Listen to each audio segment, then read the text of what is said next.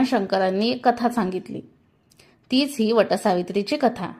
प्रसिद्ध तत्ववेत्ता अश्वपती हा भद्रा देशाचा राजा होता।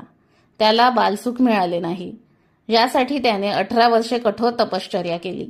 त्यानंतर सावित्री देवींनी कन्यादानाचे वरदान दिले। त्यामुळे जन्म घेतल्यानंतर मुलीचे नाव सावित्री ठेवण्यात आले। मुलगी मोठी झाली। ती खूप रूपवान होती। योग्य वर न मिळाल्याने राजा दुःखी असायचा। राजाने स्वतः मुलीला वर शोधायला पाठवले। जंगलात तिला सत्यवान भेटला। द्युमत सेनेचा मुलगा सत्यवान हा तिचा पती म्हणून स्वीकारला गेला। ही घटना कळल्यानंतर नारद ऋषींनी अश्वपतींना सत्यवानाच्या अल्पायुष्याबद्दल सांगितले।